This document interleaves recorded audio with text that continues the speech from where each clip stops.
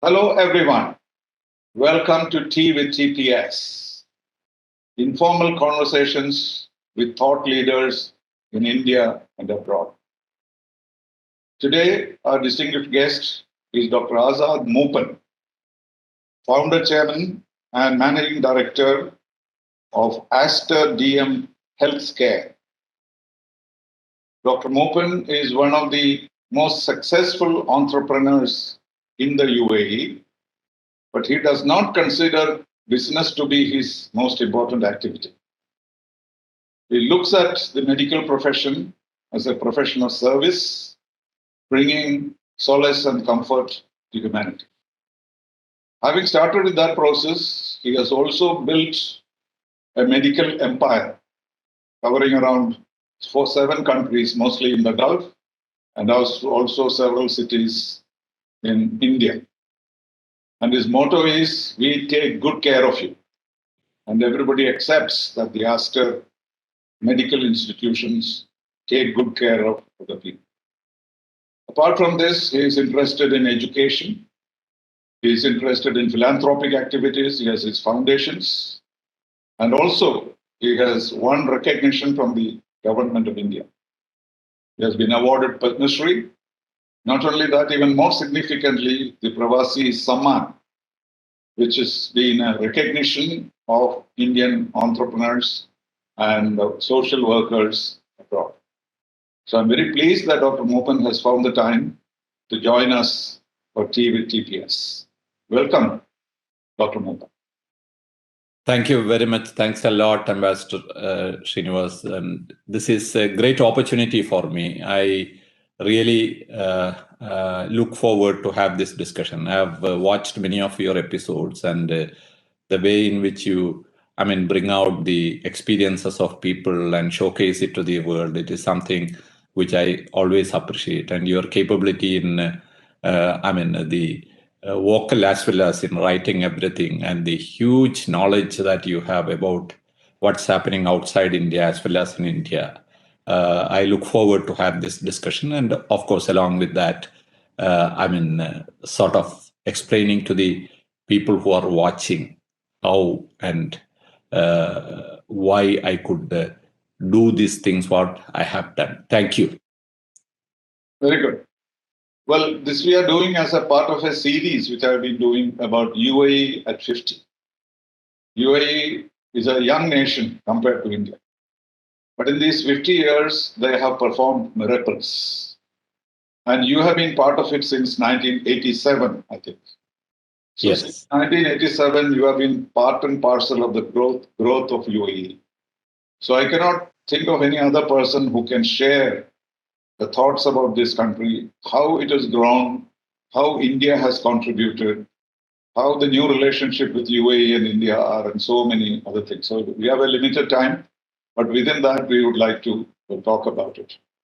First of all, I remember interviewing you long time ago when you won the Pravasi Bharatiya Divas, which really means that the government of India has recognized you as someone who has built bridges between India and the rest of the world. I have been a judge in the panel, and I know what exactly are the criteria established for this. So it's a multitude of things that they consider, not only your success as a businessman, but also as a bridge to the other countries where you work in. And therefore, this is an important award that you have got. And that is a recognition of what you have done for the UAE and for India.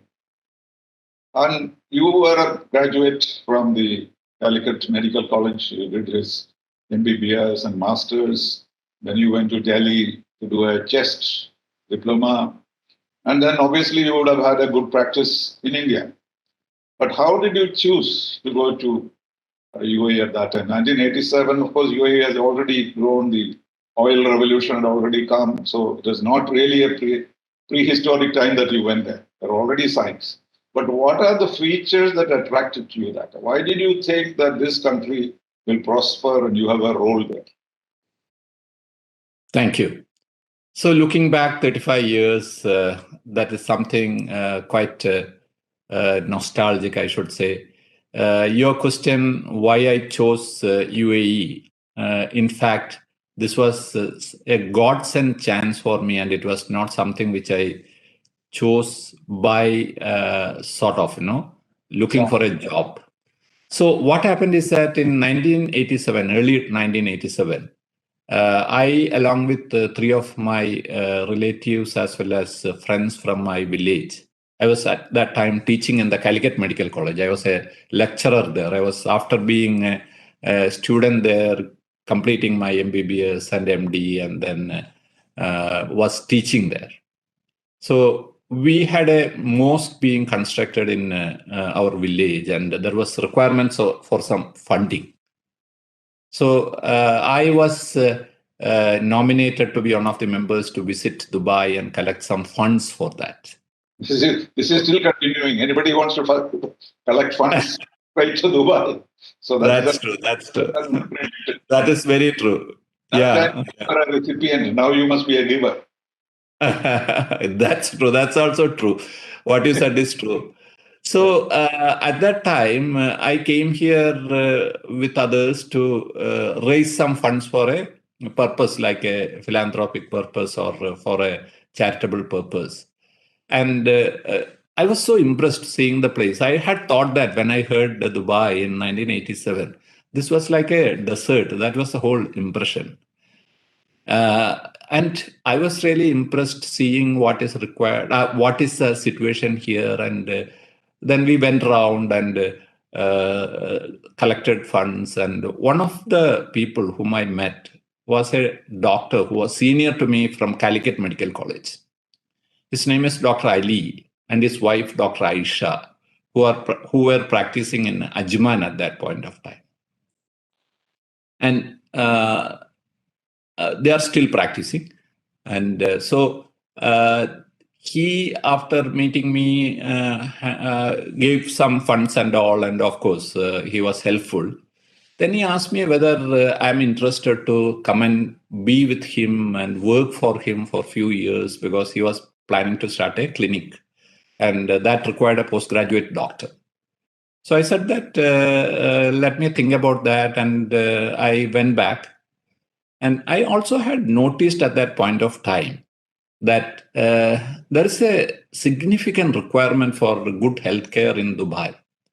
Dubai was in that way, not at all developed in the area of providing healthcare, especially the primary, secondary care to the people at that point of time. Now Dubai is completely transformed. So I thought that it will be a service also if I come back, and then went to Calicut. And at that time, there was a provision for people who are in the government service to take leave. 5 years. So I thought about that and thought that maybe 2 or 3 years I'll come and stay here. Applied for that and got the approval from the government, and came here in 1987 to take up this job with my friend, Dr. Ali, in Ajman. So I went there, I got licensing and all done, which was from Abu Dhabi at that point of time. And then I was waiting to practice there.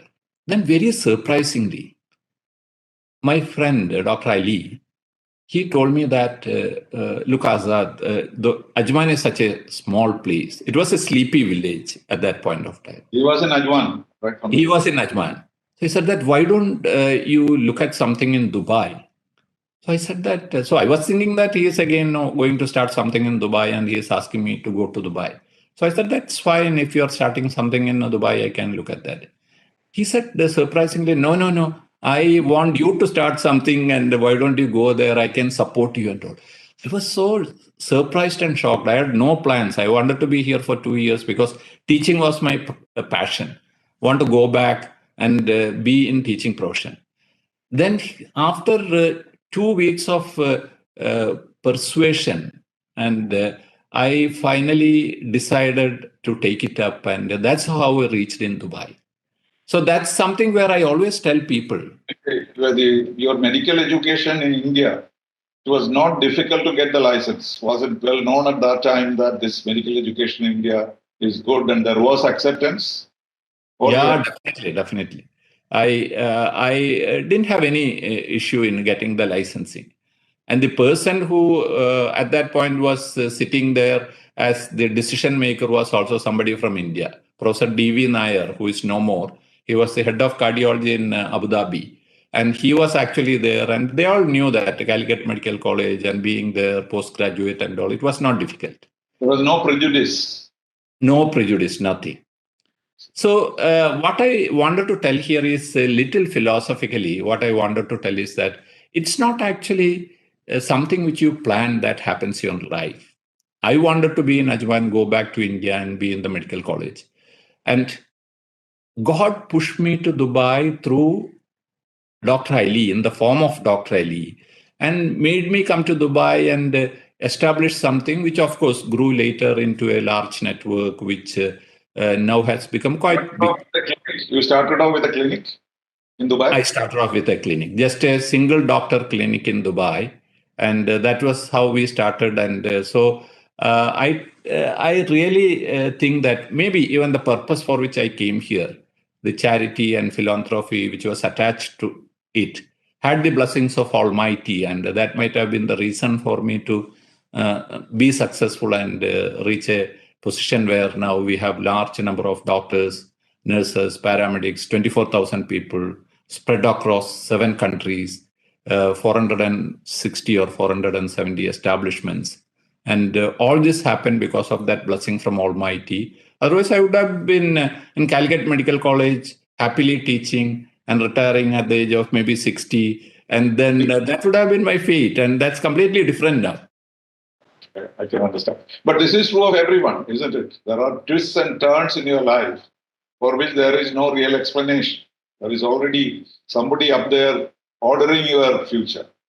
So we are just instruments of that. I mean, at least believers like you and me will believe in that. Others may say it is some kind of external power.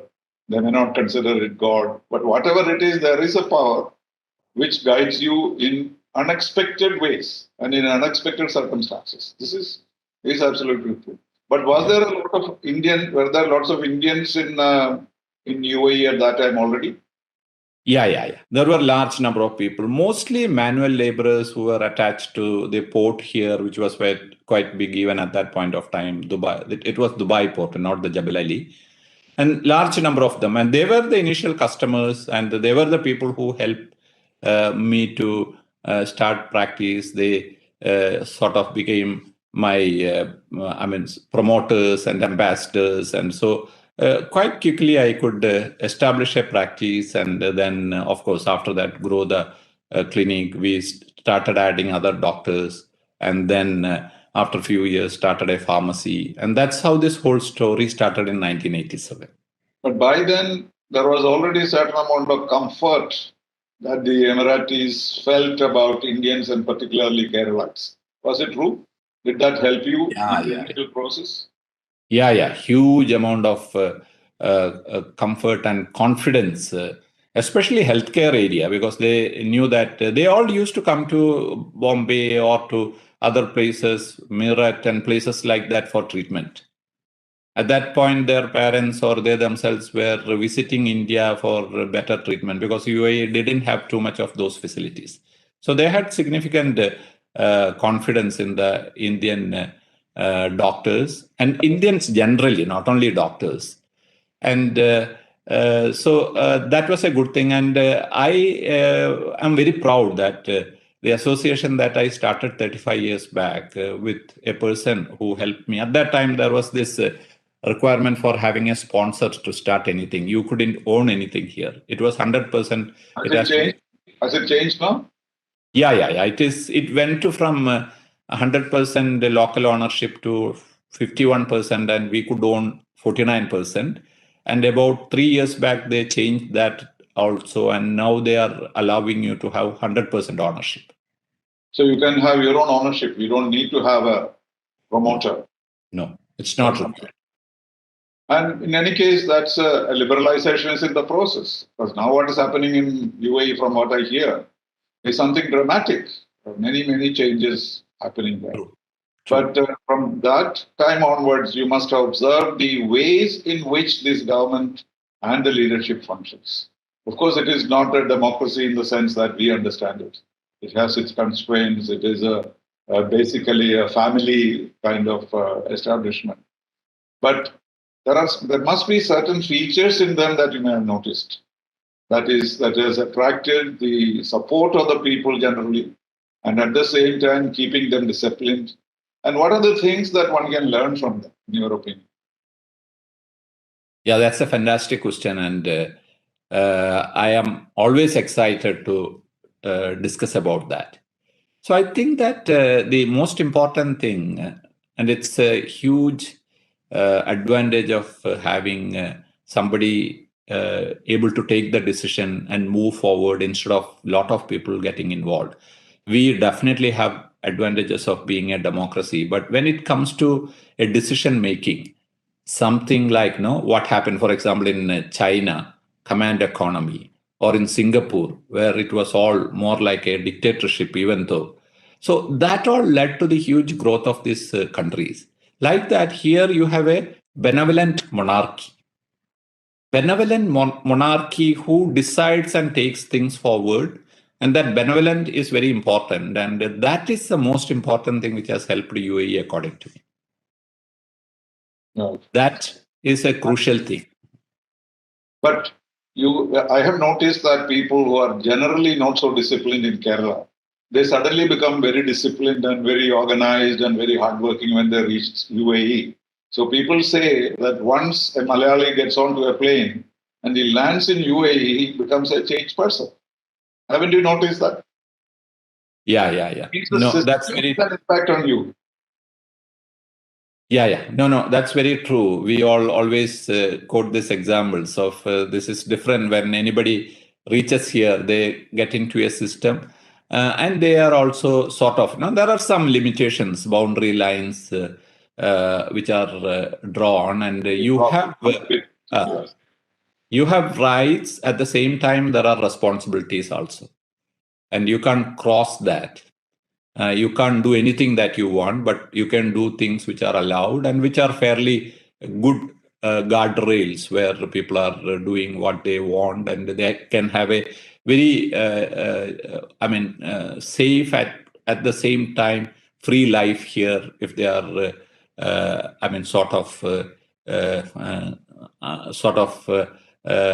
accepting the laws and rules of the country. So that's the best thing. So answering your question, what is that help this? Yeah, what helped this country to reach this position? What it is very envious, no? In the last 50 years, what has been created from nothingness. In fact, I always think that this is an oasis of peace and prosperity in the middle of a desert. So how was this possible? When you look at Dubai, especially, Dubai doesn't have oil. See, we can tell that other countries, they have oil and all this happened because of the oil wealth and all. Dubai itself has in Abu Dhabi, there's plenty of oil, but Dubai itself does not have. Right? Very true. Just a little bit. Yeah. So what is the reason? Why is that Dubai is able to do that? So when you look at, it's very surprising. So there is no oil. There is no soil also. It's all this sand which you can't cultivate anything. If you have to grow something, you have to import good soil from outside the country to have anything green. So that's the situation regarding the soil. You don't have water. If you have to drink water, you have to purify it from the seawater or get it imported through bottled water.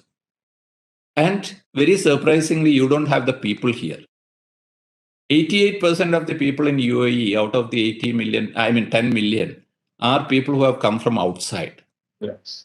So without oil, without soil, without water, without people, how can you build something? How can you create a wonder like this? Is something which anybody should really take it up as something, like a thesis or a case study. So I always feel that it is the visionary leadership of the people of UAE, especially Dubai, when we take that example without oil, which has done that.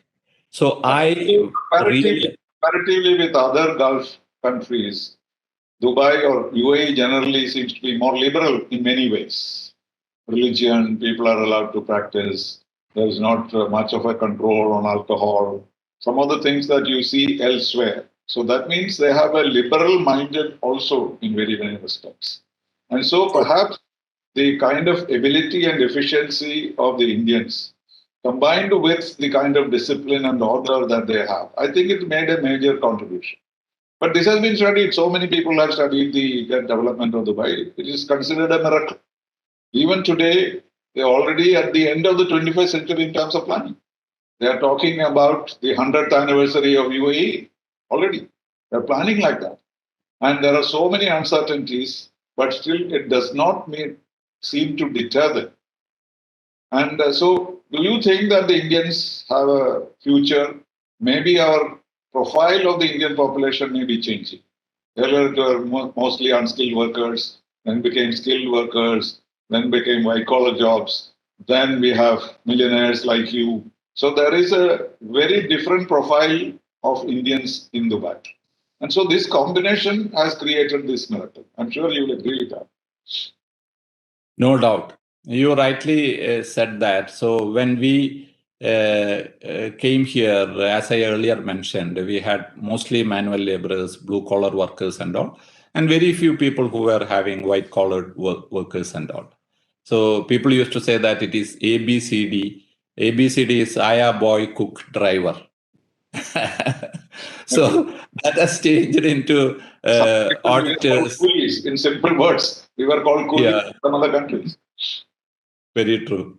That has changed into different ABCD now, into say auditors, bureaucrats, chartered accountants, doctors. Yes. So there has been a change in the profile of Indians. Definitely, there has over the period, and in many fields you will see that Indians are in the top, be it in education, be it in retail, be it in healthcare, and maybe anything for that matter. Indians are at the top, and that is one of the best things about this country. You mentioned about the restrictions, even from the point of view of businesses and all. Apart from the ownership, they also really promote outsiders coming and flourishing here.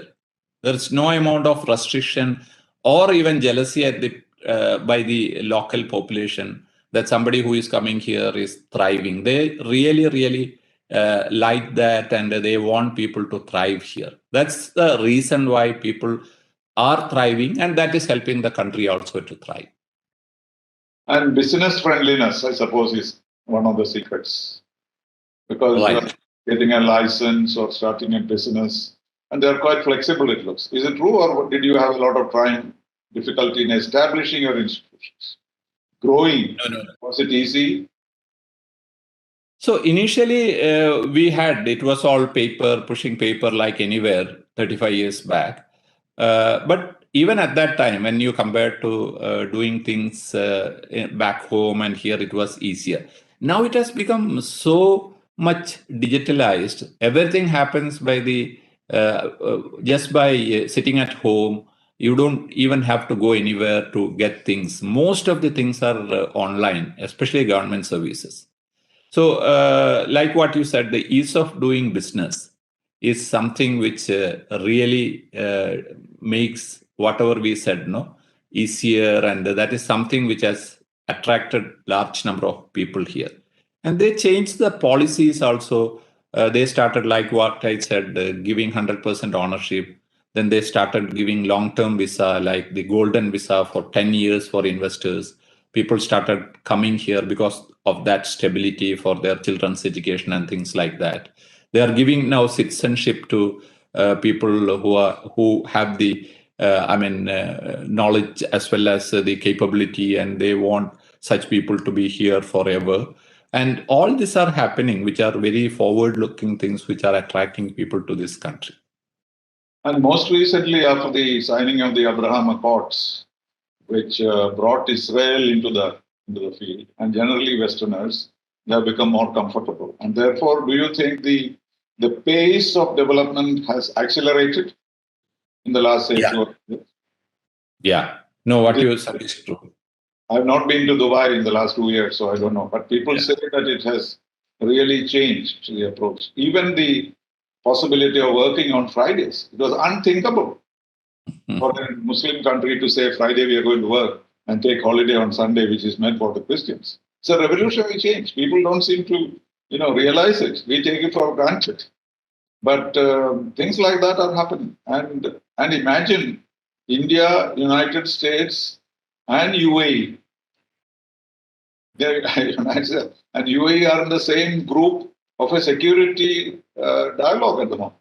We have a quad of our own. And these are things which could not have been imagined. So when you talk about change of policy, many of the changes that they are making are historic. And it has far-reaching consequences, not only for UAE itself, but also for other countries.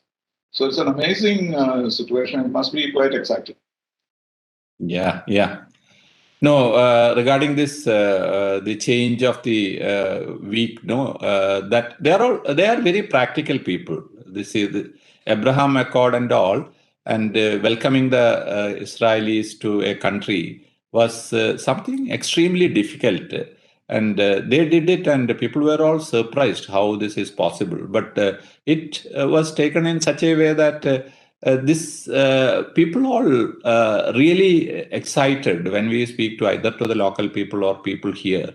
They're all excited that this ability of the country like Israel, their technological advancement, as well as their ability to be in the top in many areas, especially in the digital area and all. That's being utilized by this country, and that's something which is really helping the country. Like what you said, people from other countries have started coming, and they have started settling down here from the European countries and all. Earlier, it used to be mostly Indians or people from the subcontinent. But now you see large number of people coming from the Western countries, settling down here. They make it a second home, or sometimes even their first home. And one of the reasons why recently this happened is because the way in which they controlled the COVID and they did the vaccination. Dubai was one place which was open to the world when many other places closed down.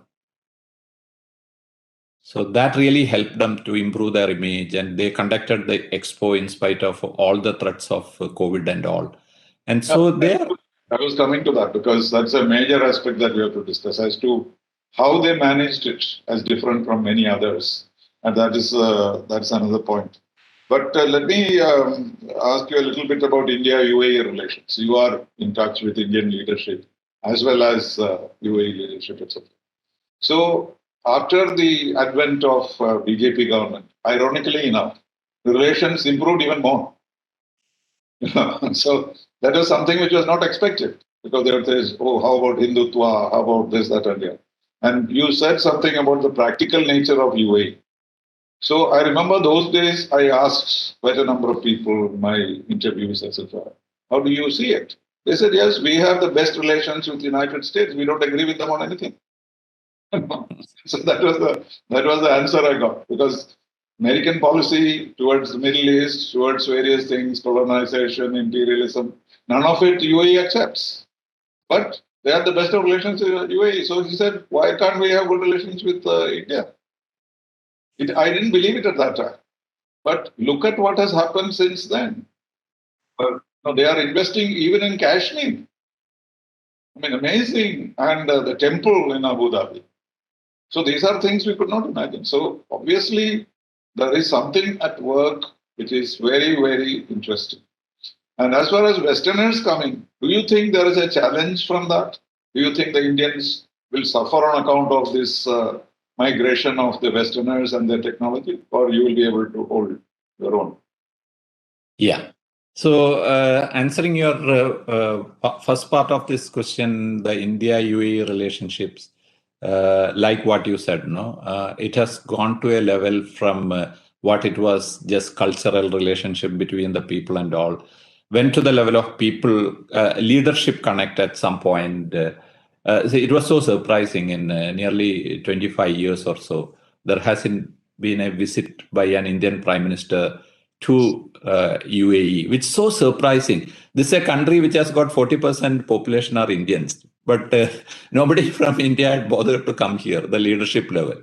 So that itself shows, when the BJP government came and they started directly coming at the highest level with the Prime Minister visiting UAE many times. That showed to the world, as well as, of course, to the UAE and India, that the importance that the leadership shows for that relationship between India and UAE. And that's extremely important for people like us who are living in this country and who are really, this is like our second home. So that intent, which was created by Prime Minister Modi when he made that first visit, which followed up by many other visits, and every week somebody from Government of India coming here or from here going to UAE, from to India. This is something which has gone to a strategic partnership, actually. It's very strategically important for both the countries and for the regional security. And we all know that. Apart from that, there is this significant trade relationship between the countries.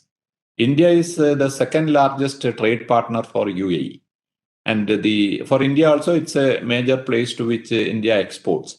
So there is a reality of business there. And above all that cultural relationship between the countries, which spans for many centuries, people from UAE visiting the West Coast or coming to India. 8th and 9th centuries, all those boats which used to come, yes. Yeah.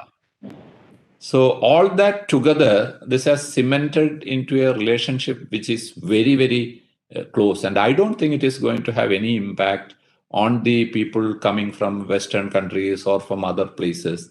This is a huge number, as well as that is something which has been created over centuries, which is not going to change within some changes, few people coming in, and this not going to have any impact is what I feel. Well, when you were talking about India-UAE relations, I'm thinking of my own days in the diplomatic service. Anybody talking about a posting to the Gulf, people will say, what will you do there? The Indian embassy is just a welfare office, looking after the Indians there. So many of my superiors found it unnecessary or going to the Gulf on a diplomatic posting was considered not very desirable because there was nothing to do in terms of politics, economics, etc. And so there's a welfare office, why go there? But by the time my brother became an ambassador, the first choice for him was UAE, he made it. That is the big difference that I noticed. In my own family, the approach towards a Gulf posting has changed dramatically. So that is because the substance has changed in the relationship. It is exactly at the point of Ambassador Sitharaman, your brother, while he was the ambassador, the deepening and widening of the relationship actually started happening. Yes, the Prime Minister's visit was also when he was there. Yeah. It was a great opportunity, and I've heard from him the excitement. He is one of the people who laid the foundation for that, which of course was carried forward later, but he has been instrumental in starting that relationship. So very, very happy that this is strengthening from day to day. It is going to much more higher levels. Yes, now Ambassador to UAE is considered one of the top posts in the Ministry of External Affairs. For your information, highly contested. And you can see from the quality of the people who go there now. But this was not true earlier. That is what I meant. Going back to the pandemic story which we touched upon, what was it that was special? How was it done? Did they have to sacrifice a lot of people in the process of opening up? Or were they able to control it because of the vaccination? Because they were very open. Initially, the Chinese vaccine was available. Later, they very quickly changed to Western. Probably they also used our AstraZeneca, etc., etc. So what do you think compared to what we did in India? You should know as a doctor what was done in India. Can you compare the two and say they have done better? And if so, how? Yeah. That's something which, again, is a case study which I think all of us should look at. Because UAE, when the first wave came here in around March of 2019, like many other countries in the world, were very badly hit, and there were large number of people getting infected and getting admitted.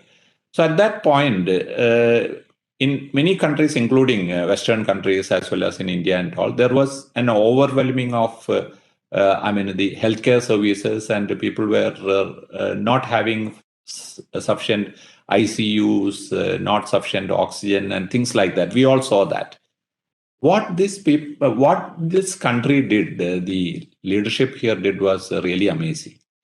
The vaccine story and all started later. They looked at three things. Because I am in healthcare and I know people who are sitting there, they were thinking of 3S. The 3S were: one, staff, requirement of people. Second was the requirement for space. And the third was requirement of supplies. So these three were identified as the pillars for fighting against COVID very early. So they started recruiting people right, left, and center, and got large number of people, which was one of the best things to do. Even people like us were requested to bring nurses and doctors from India, and we managed to bring nearly 100 nurses from India, doctors also from India at that point of time to UAE. And they have all stayed on? They have all stayed on? Many of them stayed on. Few of them went back, and they were from our own hospitals in India. At that time, India didn't have too much of a COVID number. India started a little late. Yeah, the second wave. Yeah. Now, the second thing regarding the space, they started constructing COVID field hospitals. In Abu Dhabi, in Dubai, in all the other Emirates, they knew that there will be an overwhelming of the ICUs in the hospitals, and they started creating spaces to keep these patients. Now, the third thing is supplies. They tied up supplies for ventilators, for all the important things like definitely oxygen and other medicines and all, well in advance. And of course, it's a rich country and they can afford that.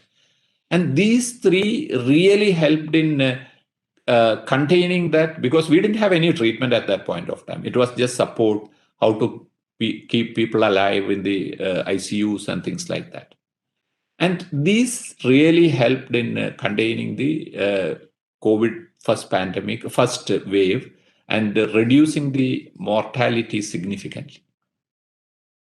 No, at that time, one tendency, which I doubted even at that time, was a lot of Indians to come back to India at that particular time. I was thinking of the days of Kuwait War, Iraq-Kuwait War. When the war broke out, I was part of the decision-making process in India. Our main concern was to get the Indians out of Iraq and Kuwait, which was a major mistake. When there is a tragedy in a country where you have Indians, our instinct should not be to pull out the Indians. And in fact, I know that after Kuwait was liberated, Indians were a little bit of taboo in that place. These are the people who left us at the most crucial time. But then they couldn't help it because they took them back again. But that experience I had in my mind. So I kept writing here that please don't try to bring them back for two reasons. One, bringing them back will only put more pressure on our system. And that is a fairly good system of this thing there. So for them to feel that they'll be better in India would be wrong, number one. Secondly, this is the time they need the staff, as you say, one of the first SS. And then the staff is who? Indians, Malayalis. And then why do you bring them here? And now I think most of the people have gone back. But that created, I don't know whether there was a psychological reaction to that in UAE. But certainly there was a psychological reaction here, because people felt that their arrival here made the situation worse, which was not true. So how did you feel that? And you were in the thick of it, because your hospitals are being used, your doctors and nurses being used. So this return of the Indians, how did you view it? Yeah. So like what you said, even though the preference was people to stay back, some of them had left at that point of time due to reasons. Because they lost their jobs, etc. Exactly. So they had to go back. Even from UAE, people came back, but that was not. They were deserting. Sort of worried about their health or anything. They were forced to go back because of reasons of losing jobs and because everything was closed down. That's understandable. So this is something later what came was the vaccination. And in that also they did extremely well. They started like what you said quite early, the Sinopharm vaccine, which was rolled out, which was found to be not that effective in creating immunity and all. So they suddenly switched to the other brands, mainly the Pfizer vaccine. Yeah. Several vaccines, one after the other. Yeah. So that really helped, and that rolling out of that free of cost for everybody quite early and covering everybody within a short period. So it got to that level where almost 100% of the people are vaccinated. And that is the one which helped them to, sort of curtail, even though this is a place where large number of people from many countries come in. The herd immunity was quite high because of the vaccination, not because of the disease. In India and all, it happened because of the disease actually. But here it was due to the vaccination. So that could give them the confidence to open up and allow people to come in, because the number of cases were very low, because the transmittability of the virus was low when there is significant herd immunity. So that really helped in controlling the pandemic. And now even in the Omicron cases, we see cases, but we know that it is very mild and it is like an influenza and people are not worried. And the hospitalization and all is so minimal, very, very minimal. But at that time, your own institutions were stressed out in UAE? Yeah. I mentioned about this, what they did in the initial wave, what they did to accommodate people. So what they did is very interesting. So there was a requirement for quarantining of people who were positive. People couldn't be at home and everybody was afraid. So they had to be quarantined. So there were large developments which were built for purposes other than hospitals and all, large accommodations in a region called Warsan in Dubai and in many other Emirates. So they took over that, government took over that and requested people like us from the healthcare to appoint doctors, one doctor for a building, to take care of the people who are kept there, who are not acutely ill and they are just kept there for observation. So that's how they quarantine people. Then they had another thing, because all the hotels were deserted, people were not coming, no tourists, nothing. Yeah. So hotels were all deserted and large number of hotel rooms are there in Dubai. So government again at a very low rent took the hotels and asked people like us, the hospitals, to keep the patients there on quarantine and look after them. So this really helped, and even there were some cases which were mild to moderate cases which were kept in the hospitals. So that overwhelming, apart from the field hospitals, was prevented by having these facilities. And we had some challenges sometimes in the ICUs regarding having ventilator beds as well as doctors and all, which was very minimal. And we also adopted methods like, for example, we did tele-ICU with our Indian doctors. There weren't sufficient doctors at some point of time for looking after the patients who were in the ICUs. We wanted experts to look after them. So intensivists from our India hospitals were looking after patients who were in Dubai hospitals and giving instruction to the junior doctors here, connecting them through the tele-ICU mode. So that is something which... The different is that they had the money to do these things, isn't it? Finally, it boils down to that. Not really. I don't think so. It was not question of, see, if you look at all this, the hotels and all, this was at a very small price. And sometimes even without payment, many of the hotel owners were giving because it was lying vacant there. It was all the thought process, the planning, how they were having that collaboration with the private sector, all together, which helped them to contain the overflow in the initial phase. I see. No, because I thought, after all, if you have the money, you can do many things which the others cannot. How about cooperation within the GCC? Yeah, yeah. Was it effective? So, as you know, there have been challenges with some countries like Qatar, for example. This was something which, again, I really appreciate, even though this was something which started off 3, 4 years back. They got it sorted out between themselves, and that relationship again has become strengthened now. Yes, that was really a quirk, I would say. Something very, very ununderstandable. They are so related, linked to each other in so many ways. To have a sanction against Qatar seemed absolutely unbelievable. Anyway, thank God it was sorted out. Yeah. So we are looking forward to a very happy World Cup and things like that, which is happening soon in Qatar. And so now there is between the GCC countries, there is very good harmony and they are all living very peacefully. And the best part is that Saudi Arabia, which was actually something which was not, about this more than me. And Saudi Arabia is now completely opened up and it's like any other Gulf country, like Dubai or other places, no, very open and accessible. So on the whole, That they have held back on the Abraham Accords, not yet.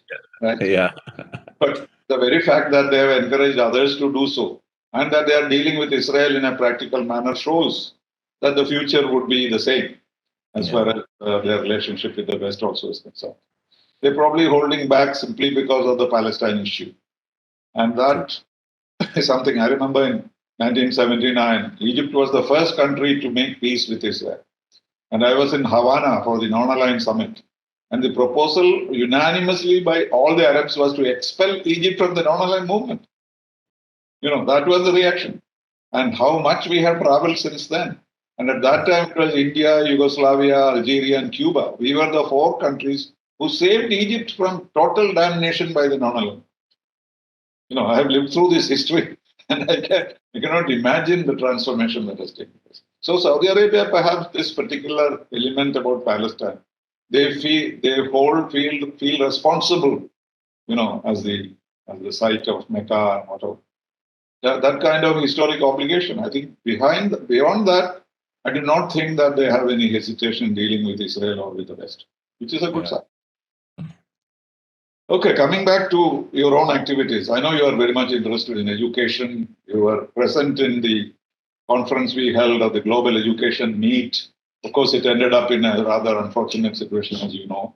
But still, many of the ideas that we discussed there are now being put to practice. I know you have noticed it. Private universities, foreign universities, the colleges, self-supporting colleges. All these are being now brought back. We lost 10 years. I proposed all this in 2011 to 2016. And now in 2021, we are doing that. But we lost about 10 years in the process. But still, I'm so happy that there is a realization that unless you have a total change in education, we are not going to get anywhere. So I know that you have Education Foundation and you are encouraging not only medical studies, but also education. So tell us about your plans on that. Yeah, thank you. So this is one area where, like, I was a teacher once upon a time. So I am very passionate about medical education. So we have a medical college, on pharmacy college, 2 nursing colleges, paramedical college, all mostly in Wayanad in our campus there, which was started about 10 years back, as well as in Calicut and other places. So we have large number of students at any given point of time.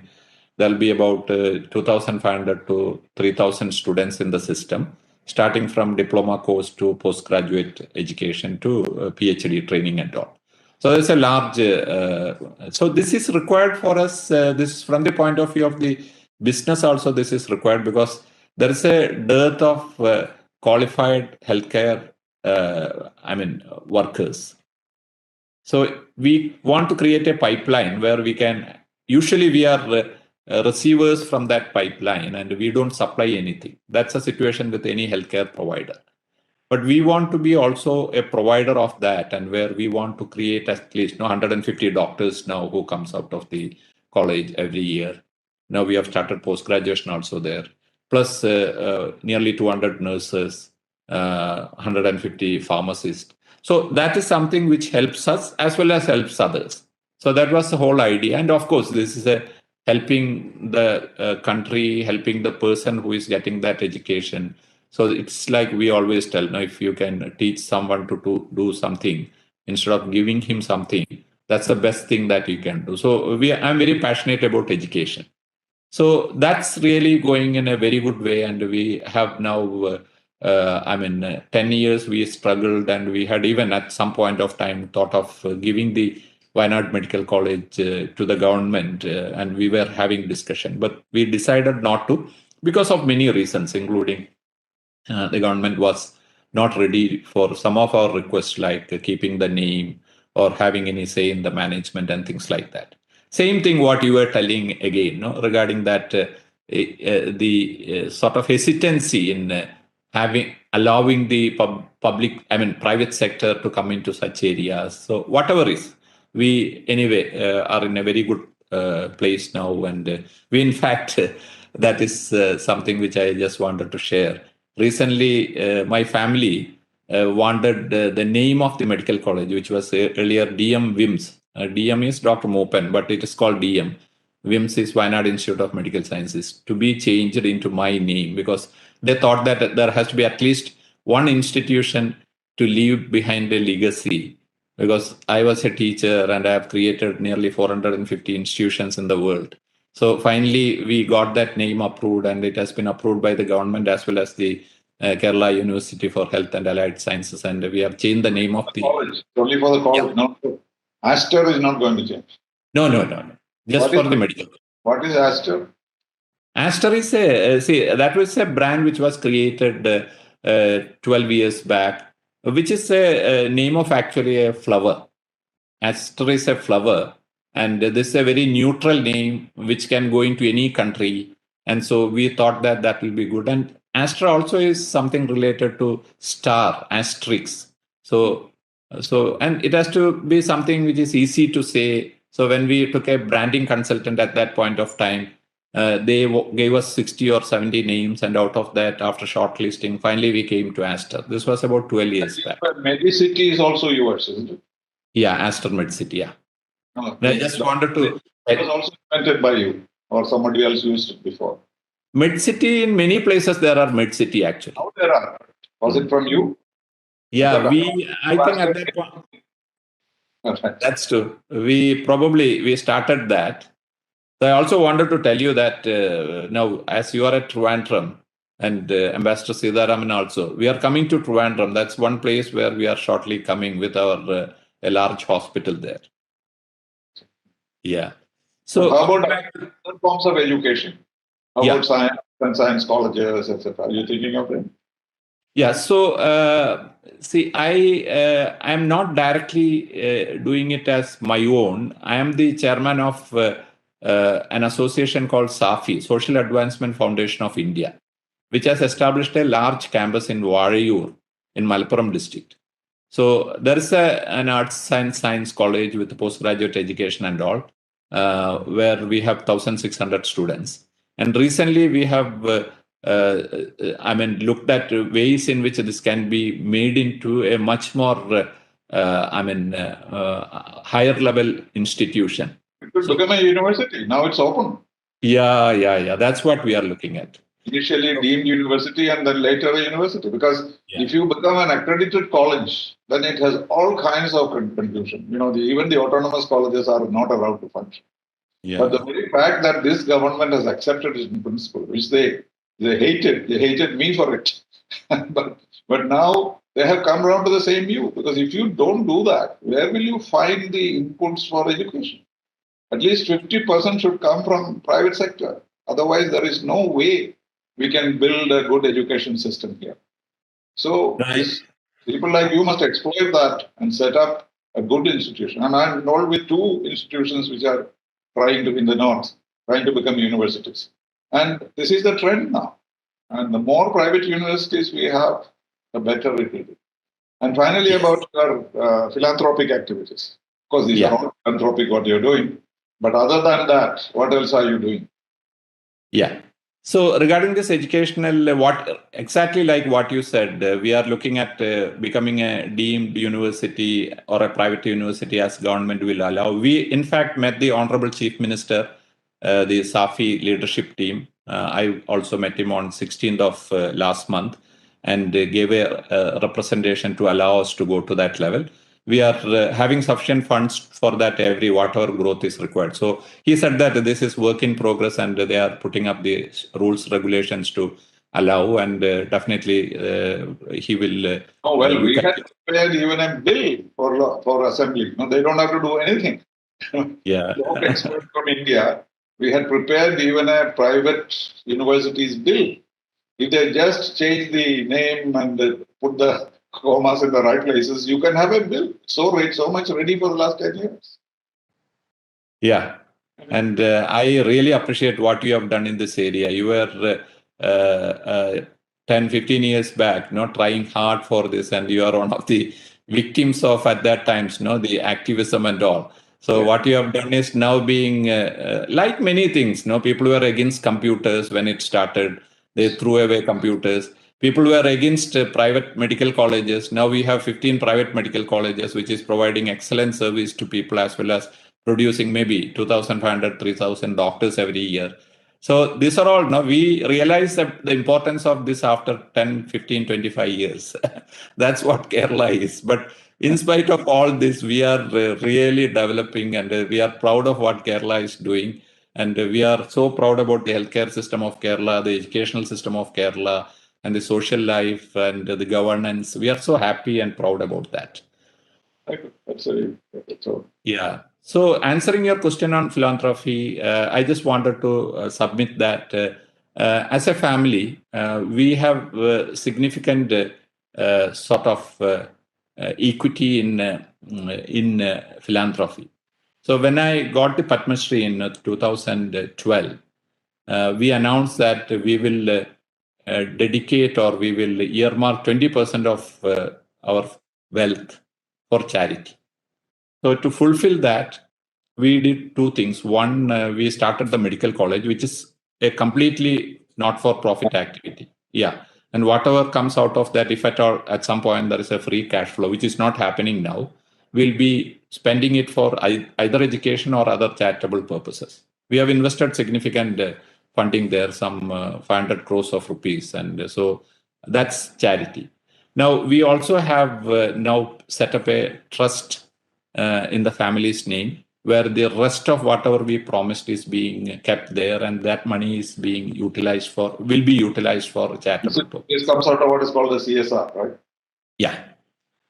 CSR comes from the organization, from Aster, which is different. This is from the family. Apart from whatever we do from the the other one is a family charity. So like what you said, the CSR of Aster has, for example, after the floods, we promised that we will build 250 houses for people who lost their homes in Kerala.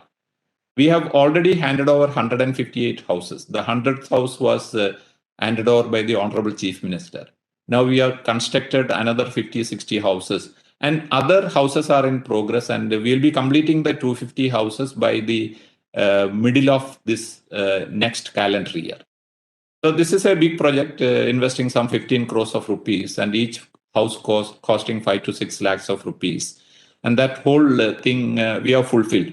Like that, in all the areas, especially in healthcare, we have significant activities going on, not only in Kerala, not only in India, but in many countries. We do it in Africa. We do it in other countries like Iraq, Syria, many other countries, mobile medical vans, our clinics there. So there are a lot of things which we are doing in different countries, and also we are, looking at ways in which we can increase this, because that's coming from the CSR funding of the Aster DM Healthcare, which is a public limited company.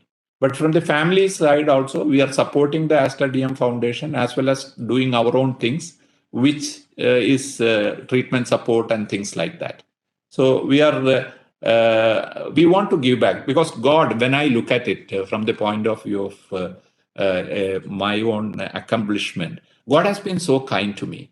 He has given me everything in life, starting from my health, my family, my education, my after that a profession, and then a business, and also the name and fame that anybody can look for. So what else is that I should be getting? It is the responsibility of people like me to give back rather than trying to amass again. That, of course, the company can do that. And I'm also getting out of the active management of the company, and it's being done, professionally done. And my daughter also is involved. But what I'm trying to say is that it is at some point of time, you have to come out of that and see how we can give back. And I'm in a field where this can be done significantly, because there is huge requirement for healthcare. I mean, for people who need but doesn't have the means to do that. Well, very good. Thank you very much for this very, very interesting conversation. And I'm glad you took the time out. Maybe for you, time is not only money, but it's also wisdom. So thank you for sharing your wisdom with us. And I'm sure our viewers will be delighted to hear from you. In fact, there is already a lot of excitement. After I announced it, many people wrote back to me. We are awaiting, we are anxiously wanting to listen to Dr. Azad. So I'm fulfilling a demand by the community. So thank you very much for joining me. All the very best. Thank you. Thank you. Thank you very much for the opportunity. May God bless. Thank you.